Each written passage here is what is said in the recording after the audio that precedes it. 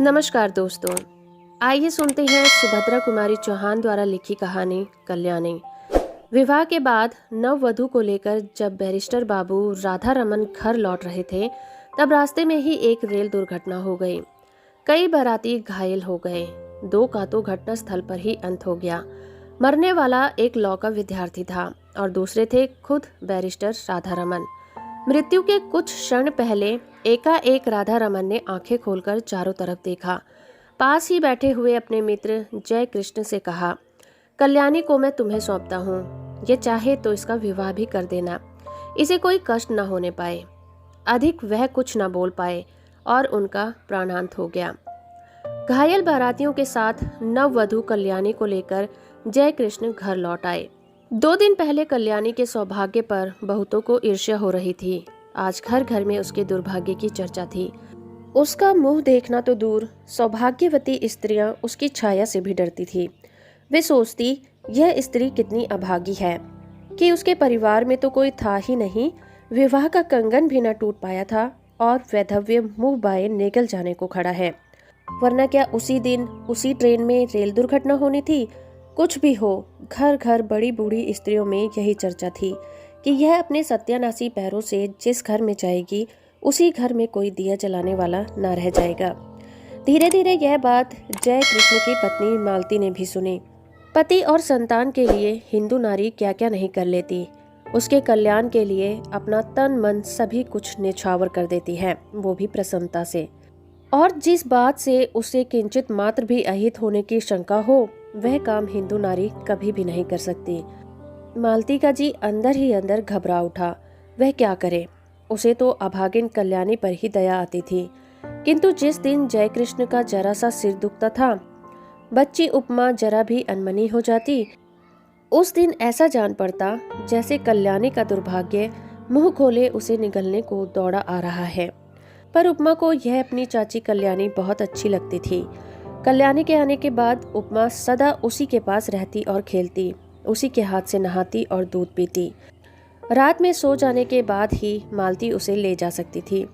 वह बालिका जागते में अपनी चाची को छोड़ना ही न चाहती थी। मालती को यह बात पसंद नहीं थी। वह नहीं चाहती थी कि उपमा उससे इतनी हिल मिल जाए। दबी जबान में उसने कई बार पति से कहा, कल्याणी को कहीं भेज दो। किसी की जवान विधवा आज 6-6 महीने से अपने घर में है, लोग क्या कहते होंगे। और जय कृष्ण सदा हंसी में टाल देते, तुम क्यों घबराती हो, कहने वाले मुझे ही तो कहेंगे। विधवा जवान हो या फिर बूढ़ी, तुम्हें तो कोई कुछ भी न कहेगा। किंतु जिस बात से मालती सबसे अधिक डरती थी, वह बात जय कृष्ण से कभी न कह सकी। वह कैसे कहे कि वह भी इन बूढ़ियों की बात पर विश्वास करती है। उसे रात दिन अपने पति और बच्ची के अमंगल की आशंका बनी रहती। धीरे धीरे 7 महीने बीत गए और जय कृष्ण कुछ भी निश्चय न कर सके कि वे कल्याणी के लिए क्या करें। एक दिन नगर में किसी प्रतिष्ठित व्यक्ति के मर जाने से ऑफिस बंद हो गया और वे समय से पहले घर आ पहुंचे। नीचे कोई न था, ऊपर उपमा की आवाज आ रही थी। सोचा वे लोग ऊपर होंगे। ऊपर गए। सीढ़ियों पर चढ़ते ही देखा कल्याणी नहाकर बाल सुखा रही थी। खूब लंबे घने काले केशों के बीच गोरा गोरा मुंह बिल्कुल चांद सा लग रहा था। बड़ी बड़ी आंखों में एक विशेष प्रकार का आकर्षण था। ऐसा सौंदर्य तो जय कृष्ण ने कभी देखा ही न था। अंग प्रत्यंग में यौवन जैसे फूटा सा पड़ता था। क्षण भर निहारने का लोभ जय कृष्ण संवरण न कर सके और तभी कल्याणी की नजर जय कृष्ण पर पड़ी। उसने सिर ढक लिया। लज्जा की लाली उसके चेहरे पर दौड़ गई। उसका सौंदर्य दूना हो गया। इधर जय कृष्ण का अधीर मन बेकाबू हो चला। वे अब सीढ़ियों के ऊपर जाकर कुर्सी पर बैठ गए। कल्याणी से बोले, मुझे तुमसे कुछ बात करनी है कल्याणी। कल्याणी मरी जा रही थी। वह नहीं चाहती थी कि जय कृष्ण उससे ऐसे समय पर कोई बात करें जब मालती घर में नहीं है। बात चाहे कुछ भी ना हो, पर मालती को संदेह जरूर होगा। पर कल्याणी जानती थी वह इसलिए चुप थी। पर जय कृष्ण फिर बोले। उनकी आवाज भारी और स्वर कांप रहा था। कल्याणी, मृत्यु के समय राधा रमन तुम्हें मेरे हाथों में सौंप गए हैं। मेरा कर्तव्य तुम्हें सुखी बनाना है, किंतु सुख का मार्ग तुम्हें ही निश्चित करना होगा। कल्याणी ने आंखें उठाकर जय कृष्ण की तरफ देखा, किंतु देख न सकी। उनकी आंखों में उसने कुछ देखा, उसे अच्छी तरह न जान सकी कि क्या था, किंतु उस दृष्टि में कुछ था जिसे कल्याणी सिहर उठी। एक प्रकार की बिजली सी उसके सारे शरीर में दौड़ गई। यह उसका पहला अनुभव था। कल्याणी ने कहा, आप जो कुछ भी ठीक समझें करें, मैं कुछ नहीं जानती। अच्छा होता कि आप बहन जी के आने पर मुझसे बात करते। वे सुशीला बहन जी के घर गई हैं। अच्छा, उनके आने पर ही मैं तुमसे बात करूंगा कल्याणी, कहते हुए जय कृष्ण बाहर चले गए। मालती को यह बात मालूम होगी या स्वयं कल्याणी कह देगी, किंतु अगर आते ही उपमा ने कह दिया कि बाबू चाची के पास ऊपर बैठे थे तो तुरंत तूफान खड़ा हो जाएगा। इसलिए कल्याणी उसे कहानी कहकर बहलाने लगी। कल्याणी को लेकर कभी घर में तूफान खड़ा हो जाता तब उसका जी चाहता था कि धरती फटे और वह उसमें समा जाए। वह नहीं चाहती थी कि वह उनके सुखमय जीवन में विषाद का कारण बने, इसलिए सबसे छिपी छिपी रहती थी। वह यही चाहती थी कि किसी को उसके अस्तित्व का पता न लगे। अभागिनी नारी, जिसे परमात्मा ने सौंदर्य देते समय इतनी उदारता दिखलाई थी, उसके भाग्य में सुख का एक क्षण भी न लिखा था। सुशीला के यहाँ मालती को बहुत सी बातें सुनने को मिली। सुशीला की सास ने यहाँ तक कह दिया, दुल्हन, तुम्हें तो अभी अच्छा लगता होगा, सहेली मिल गई है, पर वह कुलच्छनी है, तुम्हारा घर भी चौपट कर देगी। उस छूत को घर से निकाल बाहर करो। मालती निश्चय करके लौटी थी कि वह आज जय कृष्ण से जरूर कहेगी कि वह अब कल्याणी को अपने घर में ना रख सकेगी। लौटते ही उसने देखा कि जय कृष्ण कमरे में लेटे अखबार पढ़ रहे हैं। उसने अंदर आकर घंटी का बटन दबा दिया। उपमा सो गई थी। कल्याणी नीचे आई। मालती ने उसे चाय तैयार करने को कहा। सोचा चाय पीने के बाद कहूंगी, किंतु रहा न गया। दफ्तर पहुंची। जय कृष्ण ने अखबार रख दिया। पत्नी का वे बहुत आदर करते थे। मालती पास आकर बैठ गई। बोली, मैं अभी सुशीला के घर गई थी। सब लोग इस बात से बहुत असंतुष्ट हैं कि हम लोग कल्याणी को अपने घर में रखे हुए हैं। वे लोग कहते हैं कि उसे कहीं और भेज देना चाहिए। जय कृष्ण की भुकुटी टेढ़ी हो गई। उन्होंने कहा, तो जाकर उसे हाथ पकड़कर निकाल दो। उसके स्वर में रूखापन था। उन्होंने करवट बदल ली। मालती चुपचाप चली गई। उसने सोचा, जान पड़ता है कि वह जीवन भर के लिए यहाँ आई है। कल्याणी चाय तैयार करके चाय की मेज पर सजाकर ऊपर चली गई। चाय पीते पीते जय कृष्ण ने पत्नी से कहा, जिसे ईश्वर ने ही कष्ट देने के लिए कोई कसर न की हो, उसे हम और क्या कष्ट दें। मरते समय राधा रमन उसे मेरे हाथों में सौंप गए हैं। कुछ दिन और बीत जाने दो। 1 साल के बाद वह जो चाहेगी वही कर देंगे। पढ़ना चाहती है तो वहाँ भेज दूंगा। चाहेगी तो उसका पुनर्विवाह भी कर सकते हैं, पर वह मुझे या तुम्हारी बच्ची को नहीं खा सकती। बेफिक्र रहो। दुनिया में हर किसी को प्रसन्न रखने की कोशिश करने वाला किसी को भी प्रसन्न नहीं रख सकता। मालती बोली, मैं यह नहीं कहती कि उसे आज ही कहीं भेज दो, पर 15 दिन बाद मुझे माँ के घर जाना पड़ेगा। मेरी भतीजी का ब्याह है। कल्याणी यहाँ अकेली रहेगी। जय कृष्ण बोले, अकेली क्यों रहेगी, उसे भी साथ ले जाना। मालती ने उत्तर दिया, साथ कैसे ले जाऊंगी। शगुन साइद के दिन लड़की पर इसकी छाया पड़ी तो लोग तो बड़ी बूढ़ी विधवा की छाया से भी हल्दी चढ़ी लड़की को बचाते हैं। फिर जान न पहचान ऐसी स्त्री को जबरदस्ती उसका मेहमान क्यों बनाऊं, उन्हें अच्छा न लगे तो। जय कृष्ण खींचकर बोले, तो फिर कल्याणी यहीं रहेगी। बुधिया की माँ को दिन भर रहने को कह देना, उसे कुछ पैसे दे दिए जाएंगे। न चाहते हुए भी आखिर एक दिन कल्याणी को घर में अकेली छोड़कर मालती को जाना पड़ा। जाते समय बुधिया की माँ को उसने अच्छी तरह समझा दिया कि बाबूजी को खाना वही परोसेगी।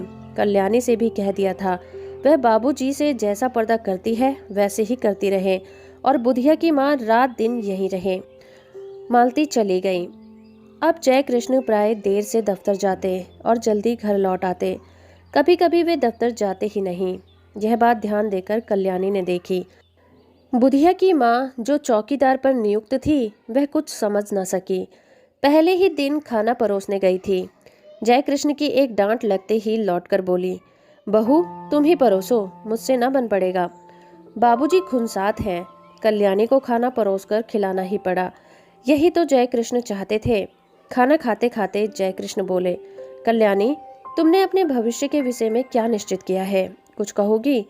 कल्याणी संकोच के साथ बोली, मैं क्या निश्चय करने लायक हूँ? मुझे दुनिया का अनुभव ही क्या है। गांव में विधवा मौसी के साथ रहती थी। एक दिन वहीं सुना कि मेरा विवाह होने वाला है। किससे होने वाला है नहीं जानती थी। फिर आप लोग ब्याहने आए और जो कुछ हुआ सब आपके सामने है। तब से आप ही के आश्रय में हूँ।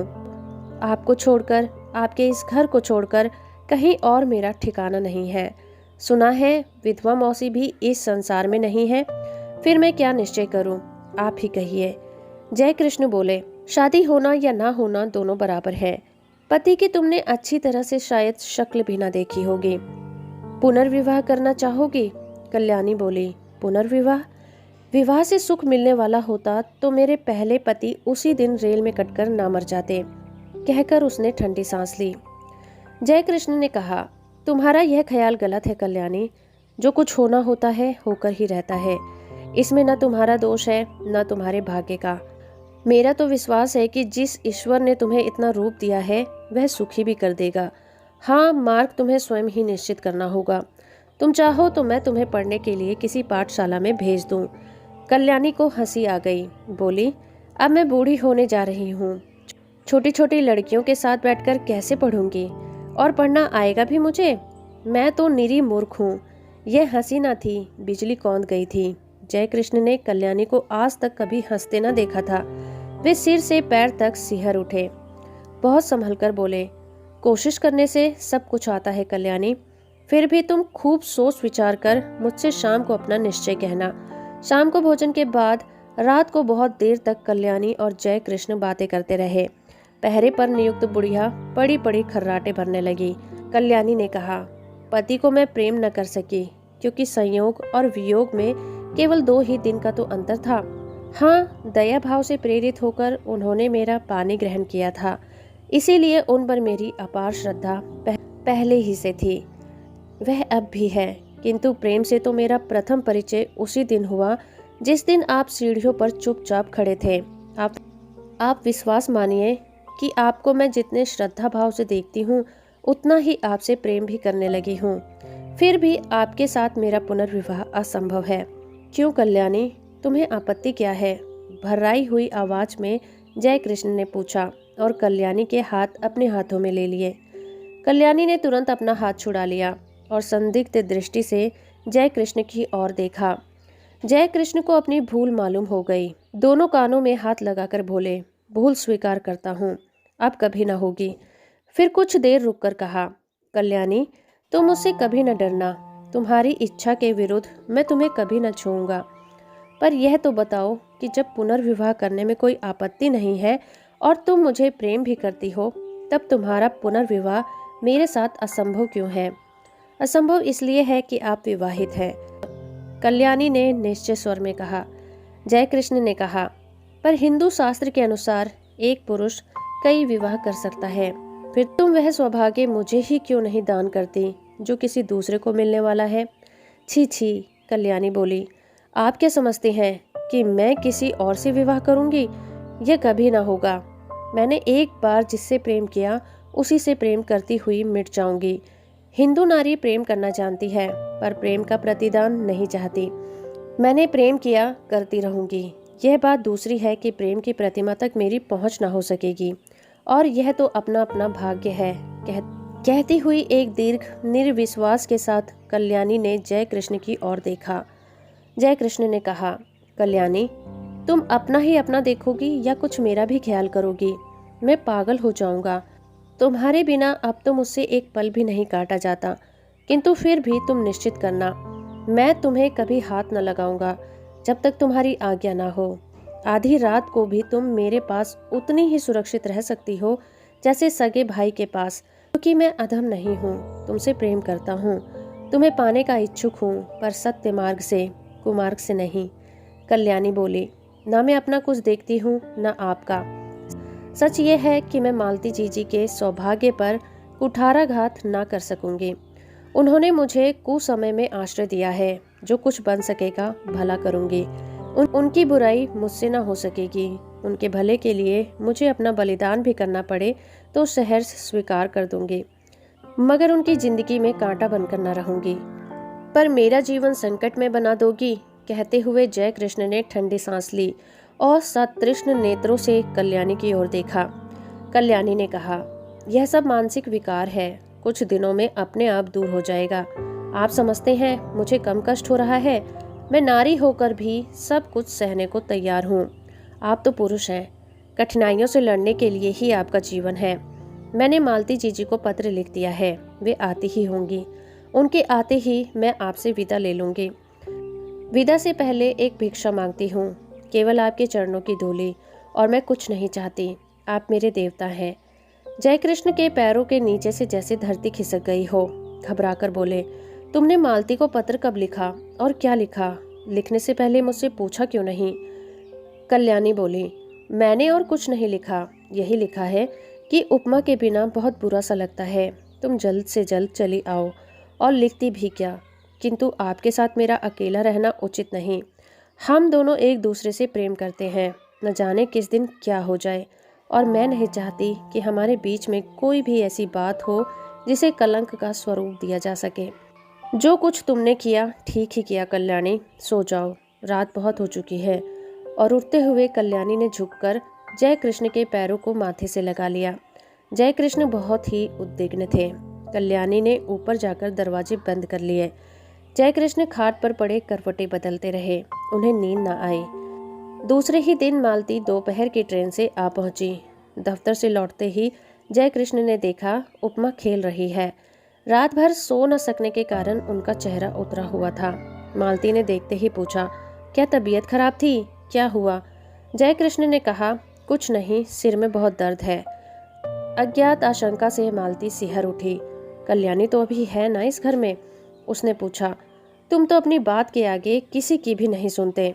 कितनी बार कहा उसे कहीं भेज दो, पर जब तुम मानो तब ना। इस तरह तुम्हारे सिर में दर्द वर्द होता है तो मैं घबरा जाती हूँ। सभी लोग कहते हैं वो अभागिन है।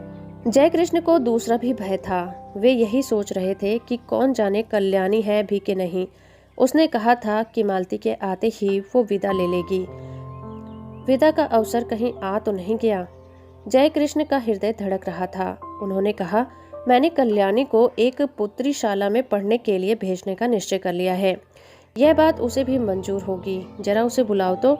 मालती को इस बात से बड़ी शांति मिली।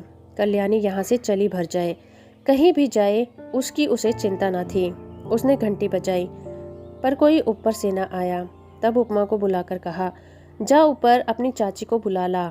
उपमा ने कहा, चाची ऊपर नहीं है। घबराकर मालती ने ऊपर नीचे सभी कमरे खोल डाले। कल्याणी का पता नहीं लगा। जय कृष्ण पागल की तरह दौड़कर ऊपर आए। कल्याणी ने बिस्तर पर उनके गहनों की पेटी रखी थी। उसके नीचे एक पत्र था। जाती हूँ, अपनी उपस्थिति से आप लोगों को जो कष्ट दिया या मुझसे जो अपराध हुए उनके लिए क्षमा कीजिएगा। मेरी खोज न कीजिएगा, व्यर्थ होगी। मेरे ये गहने उपमा के लिए हैं। अभागिनी कल्याणी। दोस्तों, अभी आप सुन रहे थे सुभद्रा कुमारी चौहान द्वारा लिखी कहानी कल्याणी। अगर आपको ये कहानी और मेरा प्रयास अच्छा लगा है तो आप इस वीडियो को लाइक, शेयर और कमेंट करना बिल्कुल मत भूलिएगा। आपके लाइक और कमेंट से हमारा उत्साह बढ़ता है।